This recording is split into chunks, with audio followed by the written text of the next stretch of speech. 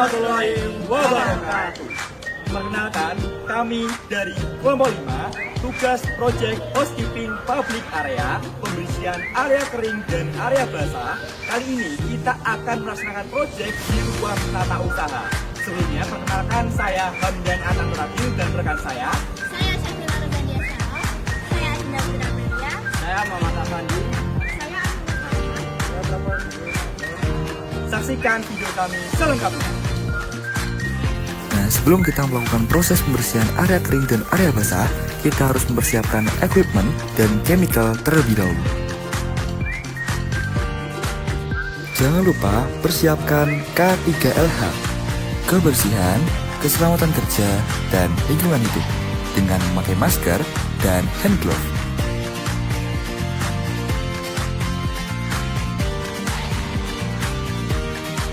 Ini dia penampakan area kering dan area basah sebelum dibersihkan.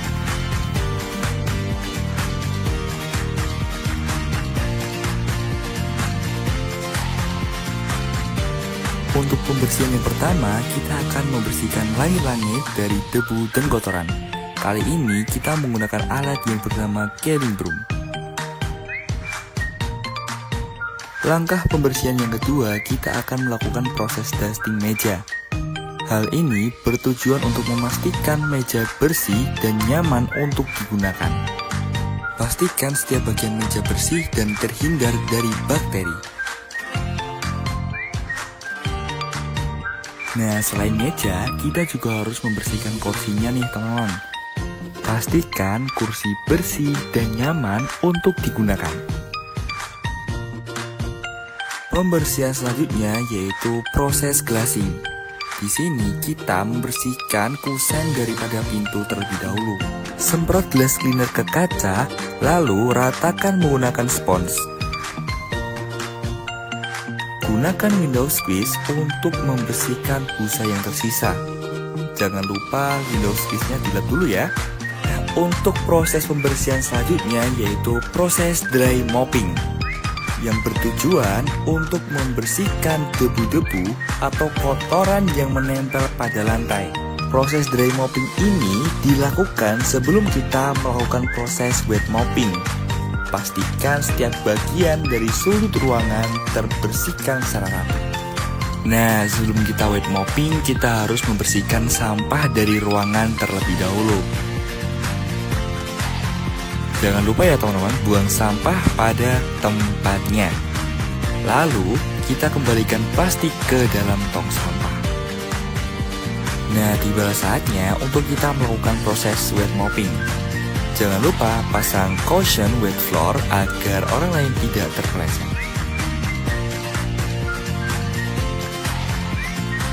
Celupkan mop ke dalam air lalu peras menggunakan pressing. Mulai proses wet mopping melalui bagian paling ujung ruangan. Lakukan gerakan secara mundur dan membentuk pola S. Nah, sama seperti bagian dalam, bagian luar juga harus kita bersihkan nih teman-teman. Seperti teknik pembersihan yang kita gunakan di dalam ruangan tadi. Nah, tibalah saatnya untuk kita melakukan proses pembersihan area basah.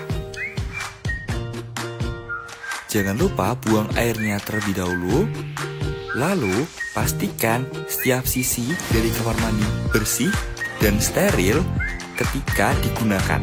Noda-noda kerak yang menempel pada lantai dan kloset kita gosok menggunakan hand brush dan toilet bowl brush. Jangan lupa semprotkan prostek sebelum melakukan proses penggosokan.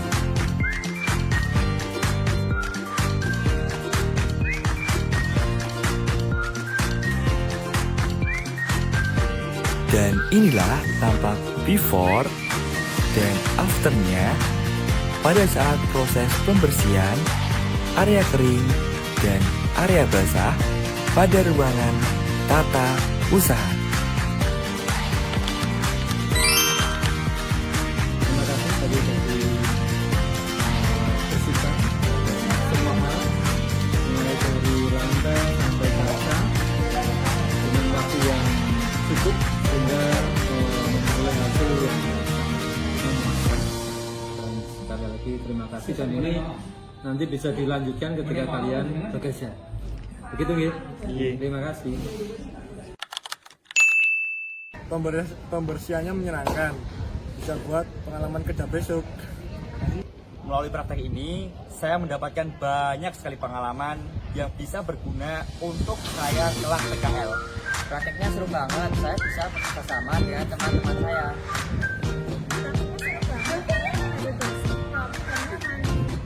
Tanggapan saya, kebersihan ini dapat mencegah kuman, debu, serta penyakit.